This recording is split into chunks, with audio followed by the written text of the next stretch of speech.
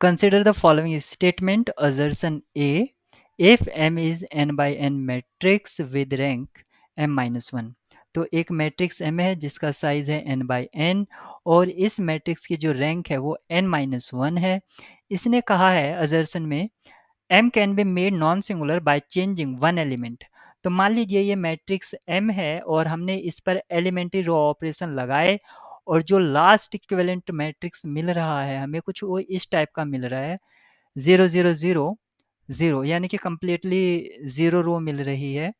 तो आप क्या करें, इस एलिमेंट पर जो ये है या किसी भी एलिमेंट पर जो लास्ट रो है या किसी भी एलिमेंट पर, मैं ये नहीं कहूँगा लास्ट रो के, पर लास्ट रो में आपको क्लैरिटी दिखेगी। अगर लास्ट रो में आप कोई भी एंट्री चेंज कर देंगे तो ये एन रैंक का मैट्रिक्स हो जाएगा। जिसकी रैंक एन होगी तो उसका डिटर्मिनेंट नॉन जीरो होगा, यानी कि यहाँ पर ये नॉन सिंगुलर हो जाएगा। सिर्फ एक एलिमेंट चेंज करने पर, कोई सा भी एक एलिमेंट चेंज कर सकते हैं लेकिन वो ओरिजिनल मैट्रिक्स में चेंज करना है।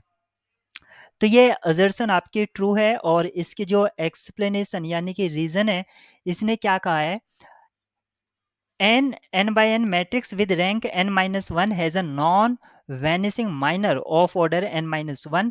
अगर किसी की मैट्रिक्स की रैंक n minus 1 है तो हम ये कहेंगे कि हमें n minus 1 ऑर्डर का एक माइनर मिलेगा ही मिलेगा।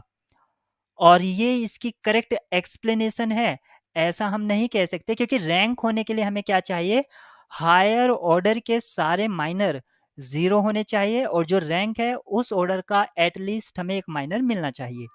लेकिन यहाँ पर जो आपका ऑप्शन ए है, यहाँ पर कहा है both A and R true and R is the correct explained of A.